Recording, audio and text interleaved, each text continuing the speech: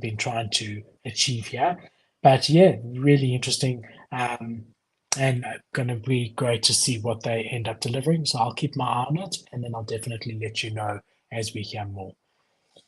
All right, Kat, so I think this is what you were talking about earlier, right? That, correct me if I'm wrong, but that Elon Musk came out and says that he wants to research and start an alternative to ChatGPT. Is that what you Uh, were thinking of? Actually, no, but yes, also kind of. Well, he put out a tweet and he said probably exactly in relation to that rather than what I thought. I thought it was related to the Binance thing, but it's definitely related to this. He put out a tweet today or yesterday, and he said, "I used to be in crypto, but now I got interested in AI." But the interesting thing about that tweet is he put it in quotes and he just left it like that, and it got 11.5 million impressions.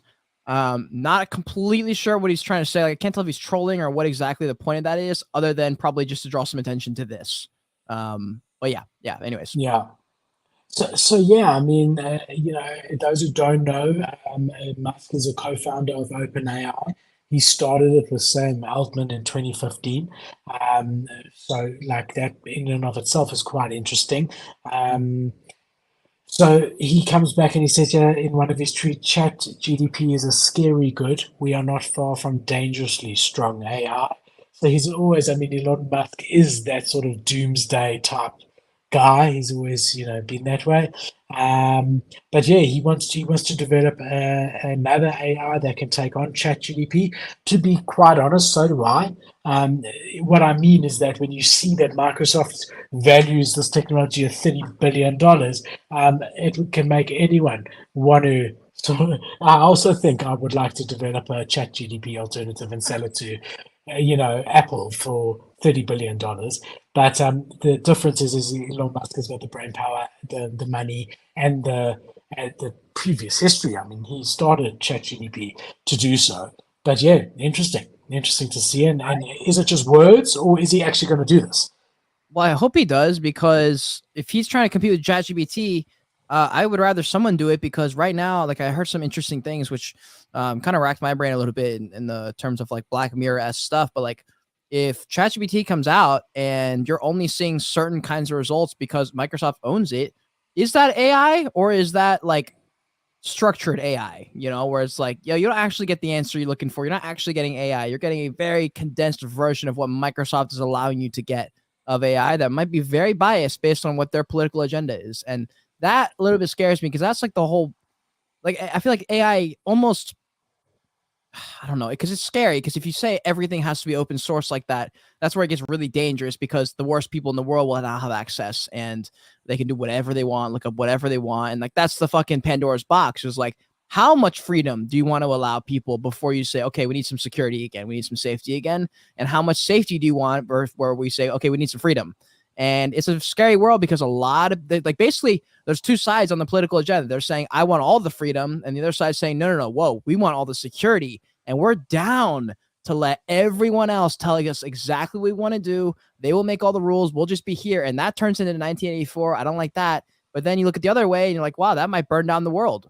So I'm scared. I would rather us have the freedom and like live in a more dangerous world than have, no freedom and be controlled by everything. I would rather have the first, but that's, I don't know. That's a big topic, and I don't know if we're 5 years away or 1 year away or 50. Like, that's, I know it's in our lifetime though. Like, that's why it's important to me to think about and talk about, because if all the things that we think might be too far away, like I hear a lot of people saying that's not going to happen in our lifetime for certain things that are technology and innovation. I'm like, fam, y'all don't realize this is the golden age. Like, we are skyrocketing. Like, things are moving faster than anything in the history of human civilization ever, and stuff's going to happen in our lifetime, and it's going to be stuff that we never expected. I mean, imagine when you were 12, someone says, yo, you're going to buy a literal picture, and that just the picture is going to be worth this one. You'd be like, that doesn't even, huh? Like, what? Like, that wouldn't even, that's not even on your radar. And like, that'll be the kind of things. And like, imagine from where we're at now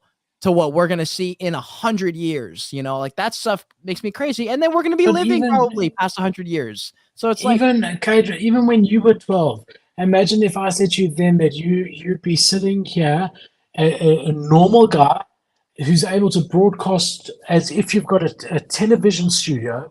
You can broadcast to the entire world.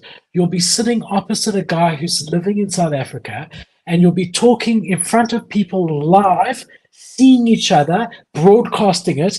You tell me I was on another planet. I mean, even what we're doing now, 15 years ago, was like, oh, you got to be kidding with me. You know, I mean, so yeah, I 100% agree. I mean, I do think that it's very difficult. We saw with FTX straight away, everyone's like, where was government?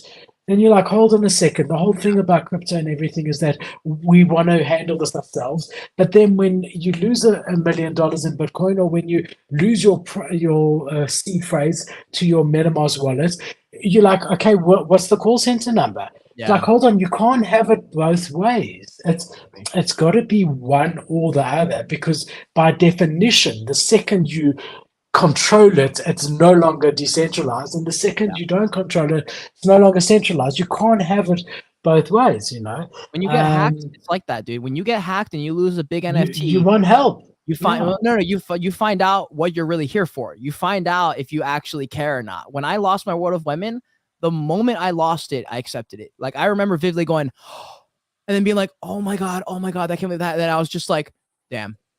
And I didn't like that was like everything just dissipated instantly. And I was like, well, I better make a video on how to like have someone else not do this. But like there was no thought in my head of like someone else should be. This is not. It was like, bro, I clicked on that fucking link and there is nothing else. Period. Like that's it. There's end of discussion. I clicked the link. I lost it. Done. And You that's know, when you find out if you really believe in this stuff and if you're about it. I agree. But the challenge is that if it's like that, do we have a chance of mass adoption? Look, the Mm, answer might be that we don't need mass adoption, and that's not what it's meant for. That's fine. But I'm saying, if we're saying that, and we are saying this, I'm saying that blockchain